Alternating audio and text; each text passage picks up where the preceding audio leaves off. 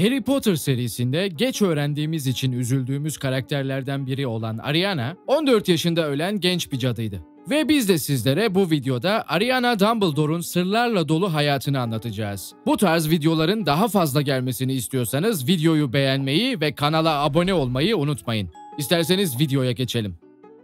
Ariana, Percival ve Kendra Dumbledore'un 3 çocuğunun en küçüğüydü. 1885'te İngiltere'de Moulton-on-the-Wolt'ta doğdu. 6 yaşındayken bir grup Muggle çocuğu tarafından sihir yaparken görüldü. Onlara sihri nasıl yeniden üreteceklerini gösteremediğinde ona şiddetle saldırdılar. Saldırı Ariana'yı duygusal olarak yaraladı ve büyüsünü kontrol edemedi. Bir Obscurus haline geldi. Obscurus, büyü gücüne sahip bir çocuğun içindeki enerjiyi baskılamasıdır. Karanlık ve parazit bir güç olarak tanımlanır. Büyü gücüne sahip çocuklarda yetenekleri sebebiyle fiziksel ve psikolojik bir baskı veya tacizle karşılaştığı zaman ortaya çıktığı düşünülmektedir. Bu enerji kontrolü ele aldığında yıkıcı bir öfke ve şiddetle eylemlerde bulunur. Harry Potter ve Ölüm Yadigarları kitabında bu durum Aberforth'un ağzından şöyle anlatılmıştır. Kız kardeşim 6 yaşındayken 3 Muggle oğlanın hücumuna uğradı. Onun üzerine çullandılar. Arka bahçe çitinin arasından gizlice gözleyip sihir yaptığını görmüşlerdi. Çocuktu, kontrol edemiyordu. O yaşta hiçbir cadı veya da büyücü edemez zaten. Gördükleri şey onları korkuttu sanırım. Zorla çitten içeri girdiler ve kardeşim onlara numarasını gösteremeyince küçük ucubenin bunu yapmasını durdurmaya çalışırken biraz ileri gitmişler. Ariana'ya yapılan saldırının etkisi tüm aileye sıçramıştı. Babası Percival Dumbledore o Muggle olanların arkasından gitmiş ve onlara saldırdığı için Azkaban'a gönderilmişti. Bunu yapmasının sebebini asla açıklamayan Percival, bakanlığın Ariana'nın başına gelenleri öğrenmesi durumunda onu hayatı boyunca Sam Mungo Sihirsel Hastalıklar ve Sakatlıklar Hastanesi'ne kapatacaklarından korkmuştu. Kendra kızını güvende tutmak için aileyi Godric's Hollow'a taşıdı ve Ariana dış dünyadan tecrit edildi. Birçoğu Dumbledore ailesinin bir kızı olduğunu bile bilmiyordu. Ariana tatlı ve nazikti ama büyüsünü kontrol edemediğinde biraz tehlikeli oldu. Kendra'nın Ariana'yı neden Hogwarts'a göndermediği sık sık merak ediliyordu ve çoğu kişi Ariana'nın bir Sukip olduğuna inanıyordu. Sukip, büyücü bir ailede doğmuş ancak sihirli güçleri olmayan kişi anlamına gelir. Ariana 14 yaşındayken duygularının ve büyüsünün kontrolden çıktığı bir bölüm yaşadı. Kardeşi Aberforth onu sakinleştirmek için evde değildi ve annesinin ölümüne neden olan bir patlamaya neden oldu. Arkadaşı Alpheus Dodge ile yurt dışına gitmeye hazırlanan Albus, annesinin cenazesine katılmak ve Ariana'nın bakımını üstlenmek için İngiltere'de kaldı.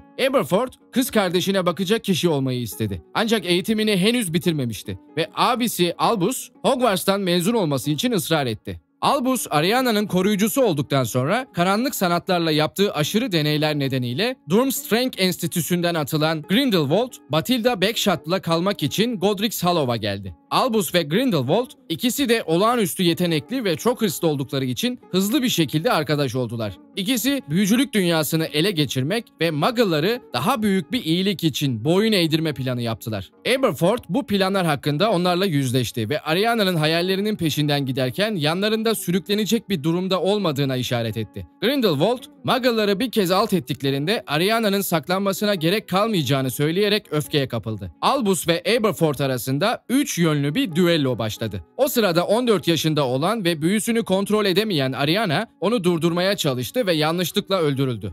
3 büyücüden hangisinin onun ölümünden doğrudan sorumlu olduğu hiçbir zaman bilinmedi. Ariana'nın ölümünden hemen sonra Grindelwald, Albus'la olan dostluğunu kalıcı olarak yitirdi. Ancak birbirlerine karşı biraz sevgileri var gibi görünüyor. Ariana'nın cenazesinde Aberforth, Albus'un burnunu kırdı ve kız kardeşlerinin ölümü için onu suçladı. Aberforth, kardeşinin ölümündeki rolünden dolayı asla affetmedi. Albus da kendisini asla affetmedi. Ariana, Godric's Hollow'da annesiyle aynı yere gömüldü ve Albus tarafından seçilen "Hazineniz neredeyse kalbiniz de orada olacak" yazılı bir mezar taşını paylaştılar. Kelit aynasında Albus, kendini sadece bir çift çorap tutarken gördüğünü iddia etse de Ariana'nın hayatta ve sihir kullanarak ailesini sonsuza dek bütün ve bozulmamış olarak görecekti. Rita Skeeter, Albus Dumbledore'un 1997'deki ölümünden sonra sert bir biyografisini yazdı ve Ariana'nın ailenin kötü muamele ettiği bir Sukip olduğu hakkında küçük düşürücü yanlış ifadeler içeriyordu. Aberforth'un Hogsmeade'deki odasında Ariana'nın bir portresi asılıydı. Hogwarts şatosundaki ihtiyaç odasına giden gizli bir geçidi gizledi.